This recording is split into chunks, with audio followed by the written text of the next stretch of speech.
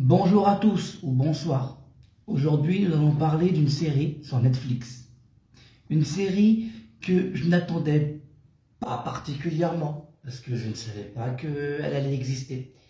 Mais tout d'abord, avant de commencer cette vidéo, je tenais quand même à préciser que c'est la suite d'une série culte.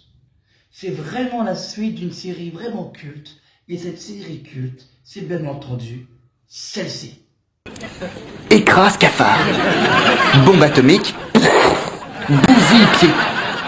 Et cafard. Survie à bombe atomique. Ah, c'est génial. Je prendrai bombe atomique. Rien ne peut la battre. Je viens de te dire que cafard bat bombe atomique. Oh, c'est ce qu'on va voir.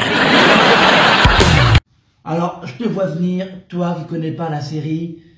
Si tu la connais pas, tu arrêtes de me regarder. Tu arrêtes tout de suite la vidéo. Tu arrêtes la vidéo, tu arrêtes de me regarder. Tu arrêtes tout ça pour te consacrer à regarder cette série avant de regarder celle-ci. C'est un ordre. C'est vraiment un ordre parce que ne regarde pas cette série sans ne pas connaître celle-là. Planet 70 Show est une série qui m'a marqué. Je m'en souviens, j'attendais à la télé avec ma famille qu'on regarde la série, qu'on regarde les conneries de ces jeunes. Et je n'attendais pas la suite parce que je ne savais pas qu'il y aurait une suite. Je ne m'y attendais pas. Je suis là, je regarde Netflix de temps en temps. Et quand j'ai vu 90 shows, donc voilà, on va parler de cette série. Donc, comme je l'ai dit, si tu n'as pas vu la série d'origine, coupe la vidéo. Parce que ça va spoiler à mort et parce que je vais en parler, forcément. Je vais parler des deux. Mais voilà, pour moi, tout d'abord, comme je viens de le dire, c'est une très très grande surprise. Et 90 shows, et j'ai été content. J'ai été content de revoir cette série. J'ai été content de voir la suite. J'ai été content de revoir Eric et Donna. Alors, je vois certaines critiques qui disent que ça va un petit peu trop vite parce que on nous présente la fille de Donna dans l'épisode, et la fille de Donna est amoureuse comme par hasard du fils de Michael Kelso. Enfin, j'ai envie de vous dire une chose, c'est que dans Tête 70 Show, Eric Foreman donc tombe amoureux de Donna pratiquement dès le premier épisode. C'était aussi rapide en fait. Donc ne me dites pas ah ouais mais là c'est trop rapide. Non, c'était aussi rapide à l'époque que maintenant. Seulement à l'époque, on gueulait moins que maintenant. Maintenant, on gueule pour tout. Maintenant, on gueule pour tout. Et pour tout et pour n'importe quoi. Donc, la série parle de quoi? La série parle de Donna et de Eric qui rendent visite à Teddy et Red Foreman, qui sont bien sûr les parents de Eric. Et ils vont rendre visite à Eric va rendre visite à ses parents avec sa fille. Eric, étant fan de la saga Star Wars, va appeler sa fille Leia. Leia, comme la princesse Leia, bien entendu. Vous l'avez, hein, vous avez l'image, vous avez l'idée. Et Leia va vouloir rester, bien entendu, tout un été avec ses grands-parents pour connaître un peu plus ses grands-parents et pour avoir une autre vie en attendant de retrouver ses parents. En gros, elle veut à peu près savoir ce que Eric vivait à l'époque avec ses grands-parents, qui sont pour le coup pour lui ses parents, mais voilà. Et elle veut, Leia, donc elle veut vivre un petit peu ce que Eric vivait à l'époque. Elle aussi, elle veut cette vie-là, en fait. Et c'est le speech, voilà, c'est le speech d'origine, c'est ça. C'est savoir enfin, savoir comment et quoi, et comment Eric a vécu sa vie avant, à l'époque, avec ses parents. Et c'est pour ça qu'elle reste là et qu'elle veut la même chose exactement. C'est juste, c'est ça en fait l'histoire. Rire, Kitty. Ça a commencé comme ça la première fois. Je vais acheter des Mentos, des Doritos, des Cheetos, tous les trucs en toast. Je reprends le service. Qu'est-ce que j'ai fait pour mériter ça? Et bien sûr, par rapport à tout ça, Léa va rencontrer Gwen. Gwen qui va devenir l'amie de Léa. Et grâce à Gwen, elle va rencontrer d'autres personnes. Elle va rencontrer Ozzy. Elle va rencontrer plein de gens. Elle va rencontrer elle va se faire un petit groupe d'amis, comme Eric à l'époque s'était fait un petit groupe d'amis. Et dans ce petit groupe d'amis, il y a Jay. Et Jay, c'est le fils de Michael Kelso. Et au fur et à mesure, elle va tomber amoureuse du fils de Michael Kelso. Et merde, je n'attendais pas cette série et pourtant, je suis fier d'avoir regardé cette série, je suis fier qu'elle existe, je suis fier qu'il y ait une suite. Ted 70 Show pour moi fait partie, logiquement, Ted 70 Show pour moi fait partie de mes 10 séries préférées. Alors, je ne saurais pas où la placer, parce qu'il y a, pour moi, dans mes 10 séries préférées, il y a certes Ted 70 Show, mais il y a aussi Friends, Malcolm, Stranger Things, Brooklyn Nine-Nine, New York 911. Vous voyez toutes ces séries-là. Il y a Buffy contre les vampires, j'adore cette série. Toutes ces séries-là, c'est vraiment mes séries préférées. Et qu'ils arrivent à nous faire une suite de Ted 70 Show dans les années 90.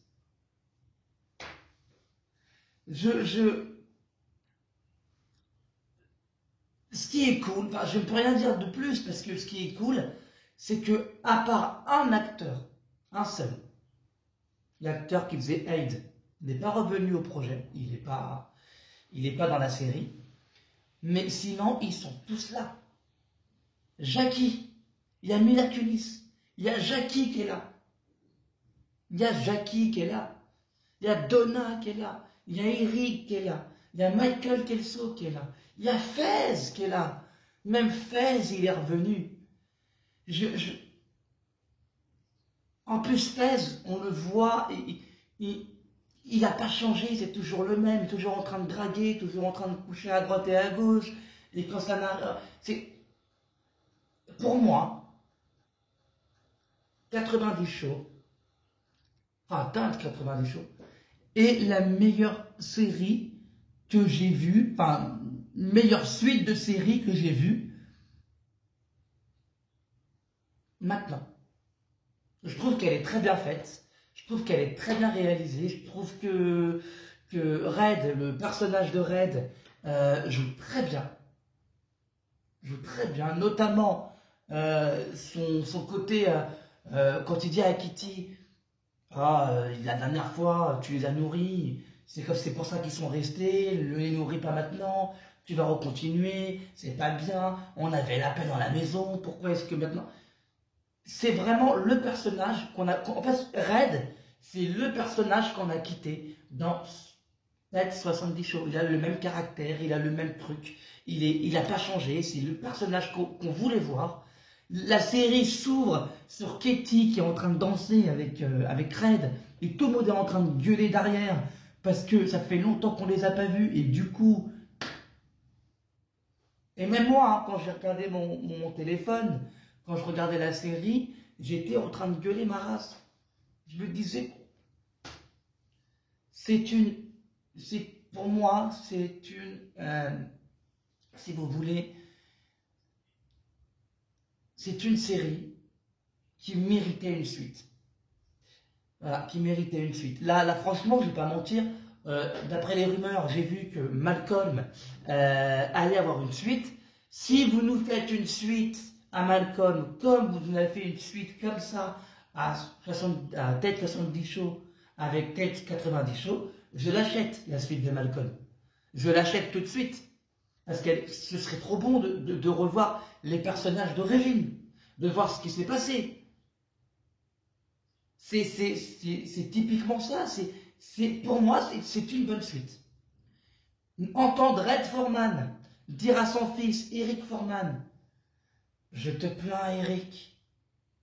Mais d'un autre côté, je vois ça comme une vengeance par rapport à ce que Eric avait déjà fait à Red. C'est magnifique. Parce que les problèmes que Eric va avoir avec sa fille, Red les a eus avec son fils. Et j'ai rien à raconter d'autre parce que je vais vous spoiler. J'ai déjà spoilé que les personnages d'origine étaient dans la série. Mais en même temps, si tu n'as pas vu Ted 70 Show, ne va pas voir Ted 90 Show. Ça, je l'ai déjà dit au début. Ne va pas voir la vidéo, ne va pas voir ma vidéo. Ne regarde pas la série si tu n'as pas vu la série d'origine. C'est aussi simple que ça. Je n'ai rien à dire d'autre. Donc voilà, je sais que c'était pas... Voilà, c'est pas très long, la vidéo n'est pas très longue, mais si je dois vous conseiller peut-être 90 Show, je vous le dis, regardez cette série, je ne peux rien dire d'autre, je ne peux rien dire d'autre que de vous dire de regarder cette série, elle est marrante, il y a des surprises, il y a beaucoup de surprises dans cette série, d'ailleurs, oui, j'avais oublié, l'actrice qui fait Gwen, j'arrêtais pas de me dire, mais je l'ai vue quelque part, cette fille. C'est pas possible, je l'ai vue quelque part, je la connais, c'est pas, je l'ai vue, je sais que je l'ai vue quelque part.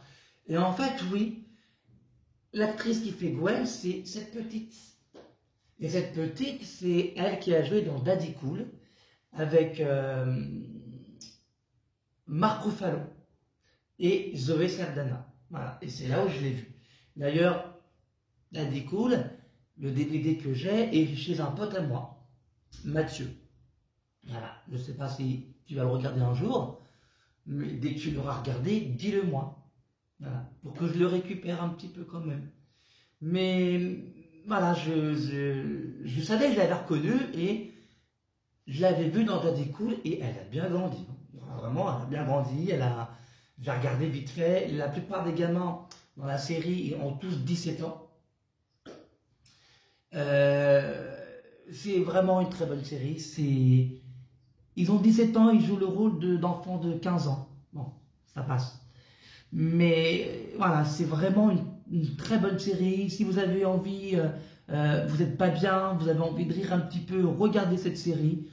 C'est bon. C'est bon de voir une suite à une série que j'avais fortement appréciée à une époque. Je suis vraiment content de me dire que pour une fois, une suite bien a été faite, a été réalisée.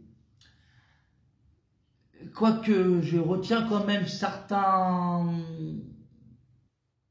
pas faux raccords, mais incohérences selon l'année.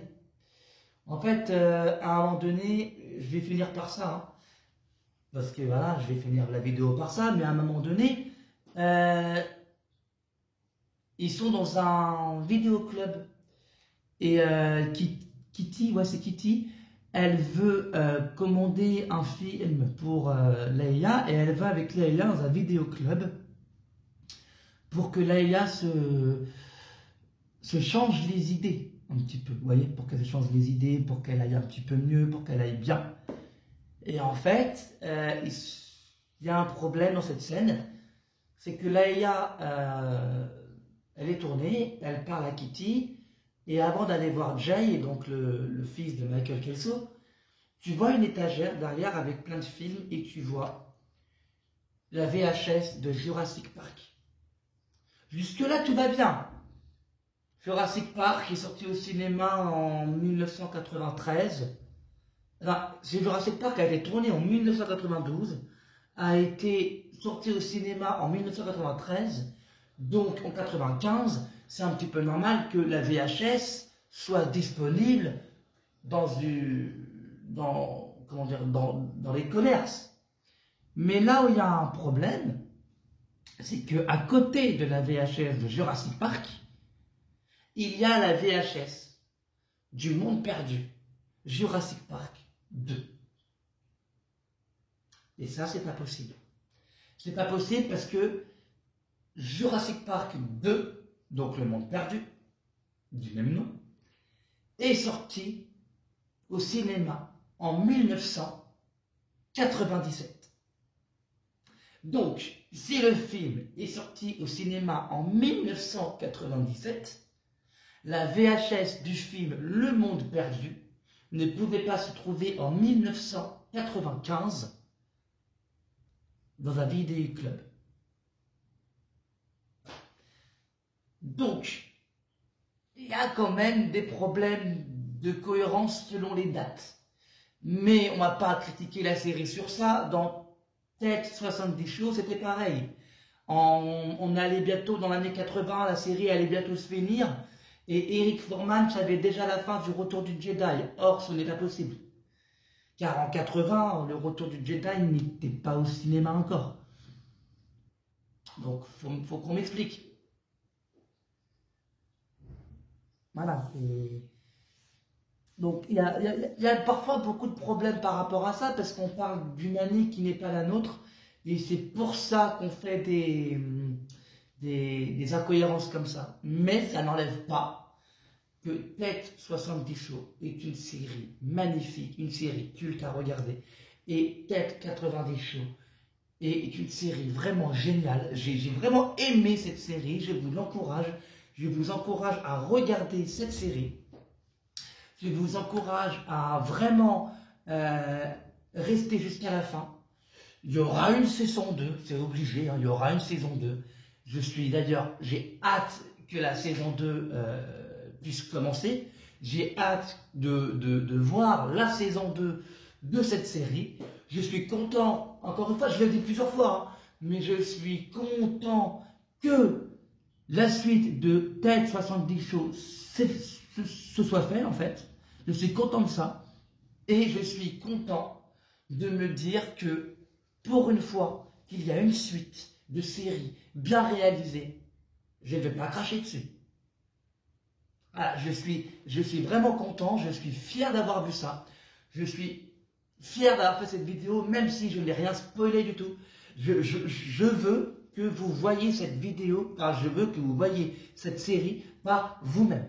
Et je veux dans les commentaires, si vous avez vu cette série, que vous me dites si vous avez aimé cette série. Et si vous n'avez pas aimé la série, eh bien tant pis, c'est pas grave, je vais pas vous détester. Je veux en débattre avec vous, je suis honnête, je veux en débattre avec vous. Je remercie Netflix de ce projet, d'avoir lancé ce projet. Je remercie Netflix d'avoir fait revivre cette série. Et je remercie Netflix d'avoir publié cette série. Voilà. Je ne peux rien dire d'autre. Donc sur ce, restez connectés. Abonnez-vous si ce n'est pas encore fait. Et prenez soin de vous. C'est le plus important que je puisse vous dire. Prenez soin de vous. Voilà. Merci à vous.